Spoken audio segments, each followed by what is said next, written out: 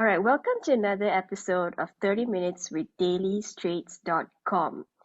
Today we have a very special guest with us, Sydney-based Carole Issa, who is the founder of Alephpreneur, where she works with local and global businesses and global business owners and their teams to help them go from good to great. As a consultant, her specialty lies in coaching executives and their teams in large enterprises, SMEs, and startups. Besides running her own business, Beirut-born Carole is also a public speaker and the host of the Leadership Activators podcast. In the past, she has been invited to present talks both domestically and internationally to share her experience in leadership, emotional intelligence, and entrepreneurship. So today we're going to talk to Carole on how she got her training business from the ground up. Hello, Carole. Thanks for joining us today. Hi, June. I'm thrilled to be here. Thank you for inviting me. Awesome. So let's dive right into the questions. So, like I said earlier, you were born in Beirut, but now you're in Australia. So what prompted the move? Wow, a lot of things. I would say in a nutshell, mainly is that I've always been an explorer and love to explore different cultures and different countries. And I was very curious about other people. And very early on in my journey and in my career, I had the opportunity to fly to London, to Paris, to San Francisco as part of my role. And then further down the line, I was like, you know what? I actually want to experience even more what it feels like to live overseas. And I chose Australia because it's a beautiful melting pot of different cultures. I love the weather as well. And I had the beautiful opportunity to also meet Australians as part of my first bed and breakfast business back in the days. So I decided to give it a go, and here I am. Awesome. So what sort of challenges did you face in the move? Yeah, a lot of challenges. I would say the biggest one was to really realize that it's going to be a big adventure. And there was a little bit of fear as well involved because everything was new. I didn't know anyone when I was going there. At the time, I remember landing with my suitcase and that was it. And I felt like I was just, like when I was in Lebanon, a lot of people used to know me already. My phone used to ring all the time. I think it was this challenge of rebuilding myself, finding what I truly was about and creating a new network of people from scratch. That was the biggest challenge because having no family members, no friends, no close network. This is something that was very challenging, especially that at the time I was very good at what I did as a technician. So I used to be a sound engineer, but I didn't have people skills.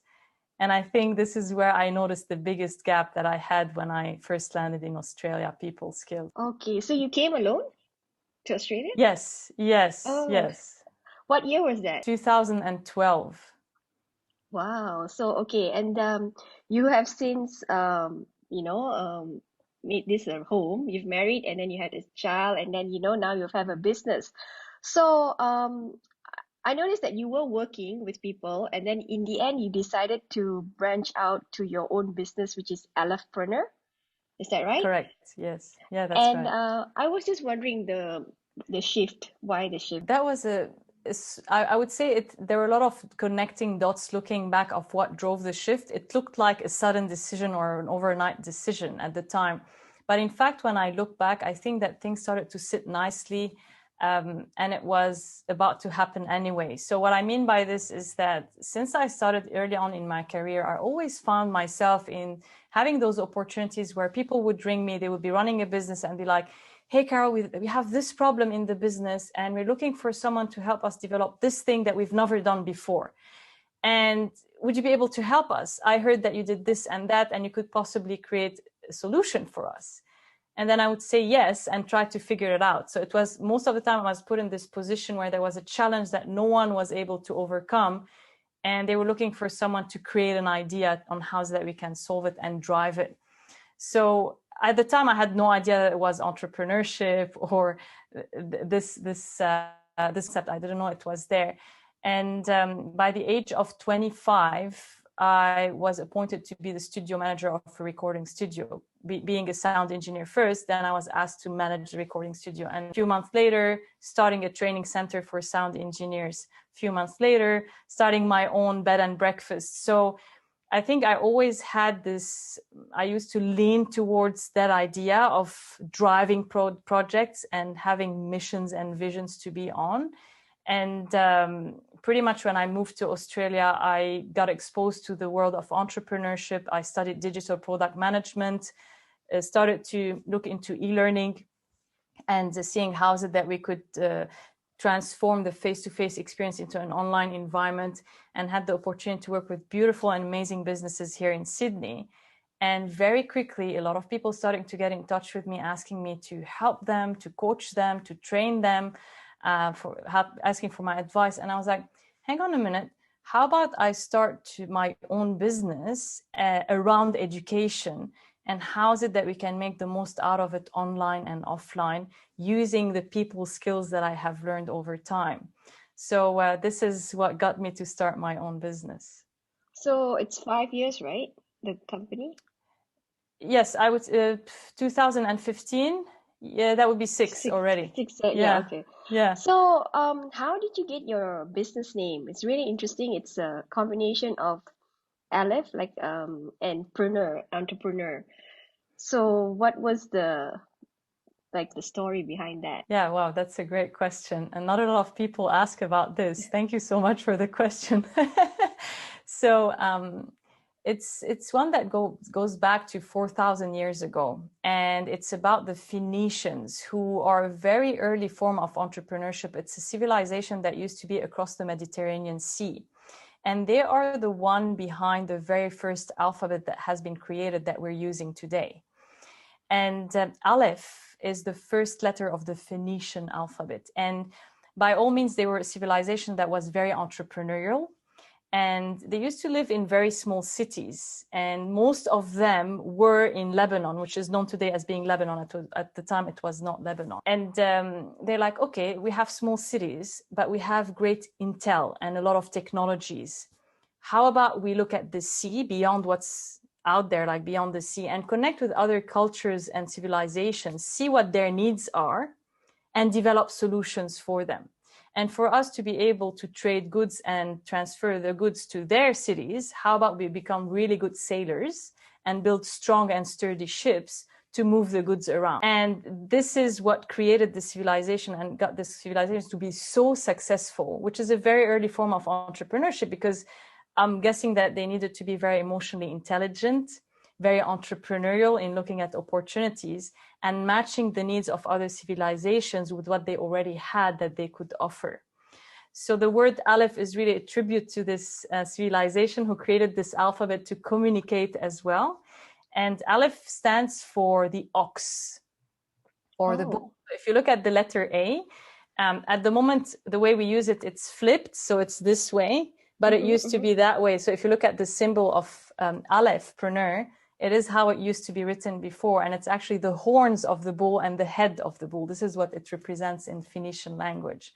So it's this powerful energy that you will need as an entrepreneur to come up with the idea, being clear on your vision and driving it forward so that you can start attracting like-minded people to work with them and through them to create that change that you are looking to create. And preneur is entrepreneur, right? The end. Yes, preneur, Alephpreneur. It's a type of entrepreneurship. So yeah, it's about working with others to drive the mission forward. Okay, very nice name. And I presume you are a historian. What's your background like? Because you look like you're well read, or do you like civilization or entrepreneur? What is your background? What is your university background? Initially, I used to be a sound engineer, so I graduated in filmmaking. So I was supposed to be a movie director initially. And let me tell you, one of the classes that I used to find that was so boring, whether it was at uni or at school, was history. Like literally, I was like, oh my God, here comes the history class. But for some reason, I'm not a historian, not something that I'm very passionate about, let's put it this way. But for some reason, when the teacher shared with us the story of the Phoenicians at the time, I was all ears and I leaned into it. And for some reason, I was very interested. And I think because it had this entrepreneurial kick to it, and it was a very early stage in my journey where I think I connected with the way they were operating and I liked it. So yeah, initially I come from a filmmaking, sound engineering background. Wow, incredible. All right. So, okay, Alephpreneur, right? What does it do? What kind of services does it provide? Beautiful. Yes. So we do leadership and communication training for what I call the silent movers and shakers. And usually people tend to think about people as introverts or extroverts. For us, it's silent mover and shakers who are really good at what they do.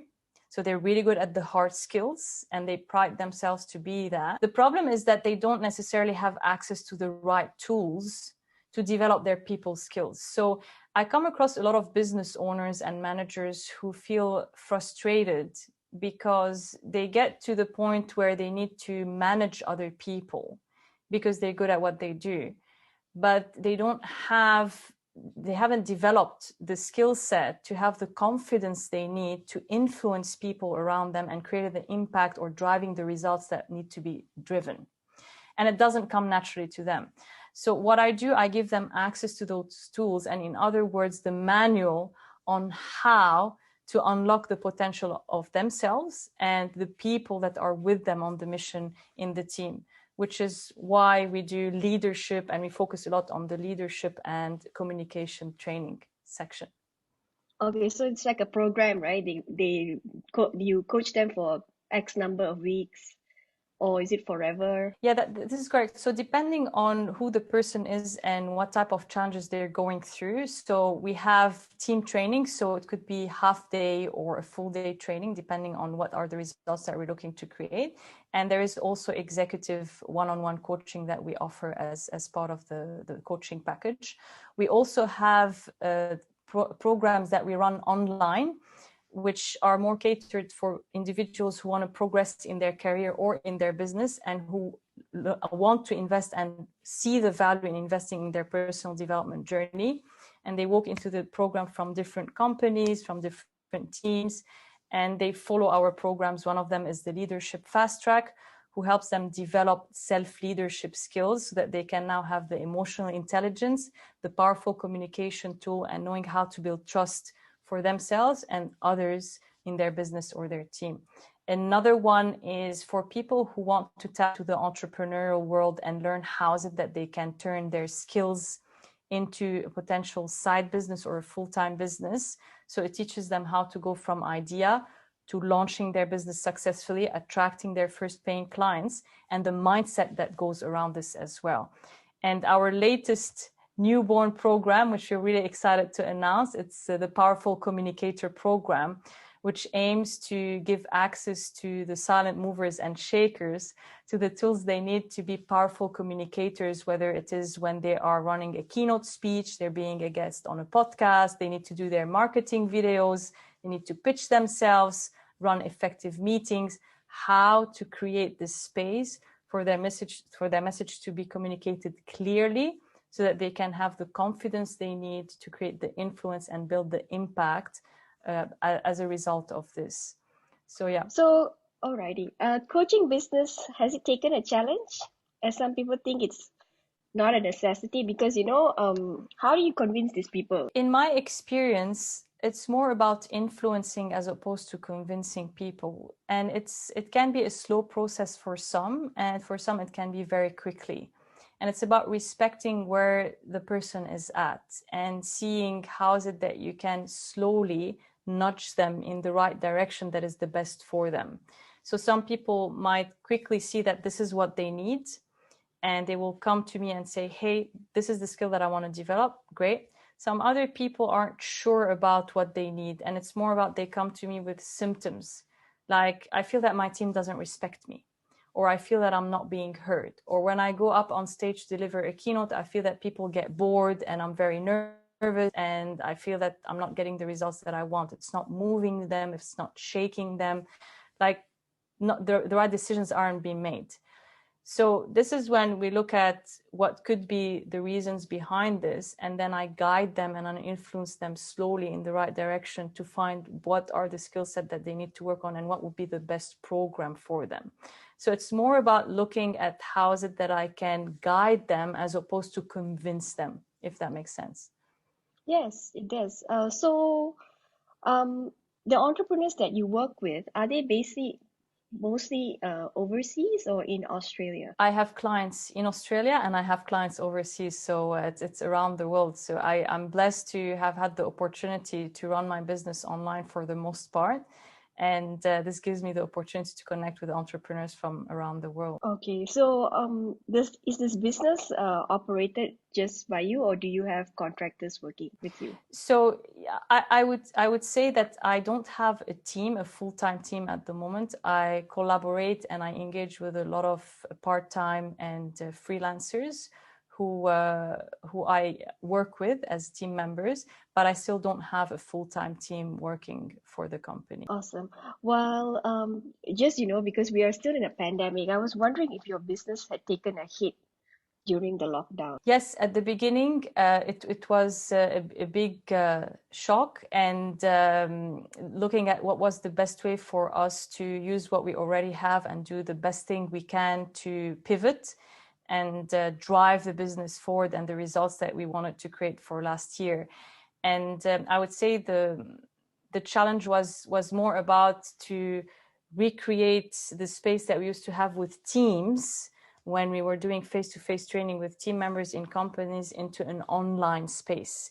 And because the programs we run online anyway, but usually we find with companies and team members that they are more used to the face-to-face environment. So having this change and shift to influence them and to bring them towards the accepting the online version of what they're used to in a face-to-face environment was the one that slowed us down in a way. We were ready, like we were already ready to go online. It was more about getting people to buy into the new idea and getting used to the fact that, okay, what we used to do face-to-face is now going to be fully operational online. Okay, so they are okay. Did they ask you for a discount because it's not face to face, it's online? Did you have to face anything like that? Not really. I'm really blessed to attract clients who see the value in what we do and who are looking for the results that we generate as opposed to how much it's going to cost. So it's not very much a ticking the box mindset. It's more about, yeah, this is the results that we want to drive. How can we make it happen and work together as a team to drive it as opposed to looking how much it's going to cost and how we can get a discount. How do your clients find you? Word of mouth or your website or referrals? Yes, so we have different channels. So yes, we have a website. People contact us through our website if they land on our website. Word of mouth is a big one, absolutely referrals. And we're active on LinkedIn. We're active on Facebook as well. Alrighty. So in the past, you were traveling a lot, right, to give all these talks, and I guess it Yes. slowed down. So how are you taking on your overseas clients now? So for me at the moment, in terms of delivery, easy. It's still the online. It's just about transferring whatever we're doing face to face into going in the online world. In terms of connecting with people, I think podcasts are a great way to market businesses these days. And thank you again for the opportunity for having us here on your podcast. And this is where I believe it's a great way to demonstrate our expertise and to share our knowledge, to give value to people who are interested in this space, and at the same time attract people who are a good fit for our business. All right. Okay. This might be a sensitive question, but I just wanted to ask you for Australian businesses, right? Yeah. They would prefer coaches that are more inclined to their culture, if you understand what I mean. Yeah, some of them How, would. I would don't. Yeah, yeah, I would. Yeah, I would how imagine. how do you come across that barrier, or are your or more all your Australian clients people like us, migrants, Yeah, so to be honest with you, I haven't had this barrier. I haven't experienced this barrier, and it might be because I've heard a lot of people share this. Yes, it's something that I come across a lot and that people share with me. for me, in my experience, I'm really grateful for this and blessed that it's been all the time people coming to me, asking to do business. I really never had to break barriers or change people's mind or anything like that, because I'm a strong believer of inbound marketing and attracting the right clients as opposed to just getting clients. And I'm very mindful of the way I choose my clients and who I choose to work with, and the way as well that I market our business, because it's very important for me to attract the right clients so that we don't end up wasting each other's time. So I think that people will filter themselves out if they were to have this sensitivity or coming from this perspective where they would want someone who's 100% from their culture. Awesome. Alrighty. Why should entrepreneurs or company engage you as their coach? Why? Well, here's the thing. I would say the strong suit or our sweet spot lies in working with people who are really good technicians and realize that it's time for them to develop their people skills. So their hard skills are taking them as far as like this far, and now they feel that they are hitting a glass ceiling and they're unable to get through, like to break that glass ceiling. And they realize that what's stopping them from getting the results that they're after and going to the next level in their career or their personal life is learning people skills and getting access to those tools and strong structures on how is it that they can leverage this as well. So why people would want to come to work with us is mainly if they think that people don't get them, because I come from a technical background and I get this. I've been that person and I've been through all these frustrations, and I get their world. I see where they're sitting, and they find that it's very useful for them, for someone who has walked the journey, who has walked the talk, and can tell what it feels like to be in their shoes, to guide them through this journey that can be very challenging for someone coming into this world of personal development and people skills when they're very comfortable with the things and the computer and sitting behind the screen. Okay, great. All right. Coaching business is much a touted business by many entrepreneurs. So and you've already done it for 5 years. So what advice can you give for entrepreneurs wanting to follow in your footsteps? So starting their own business, you mean? Yeah. Yeah. So I would say, depending on where you're at, definitely work on your mindset first.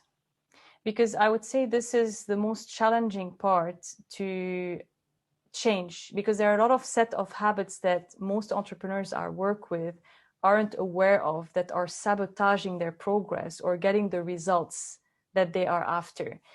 And if you don't know what you don't know and you can't see and you're driving with all your blind spots there is a higher chance of you hitting another car and making an accident. So working on the mindset will give you a strong foundation on the perspective that you need to come from and what are the habits that you want to develop, so that as you walk into the entrepreneurial world from a business standpoint, you are already well equipped to face the different challenges and setbacks that are inevitable when starting your own business. So really giving a lot of importance on learning the mindset and how to develop your mindset in conjunction with the business skill set, not one or the other, both together. Okay, and that is all the time that we have for today. We have just been speaking to Carole Issa, the founder of Alephpreneur. Thank you, Carole, for joining us today. Thank you so much, June. It was an absolute pleasure having this conversation with you.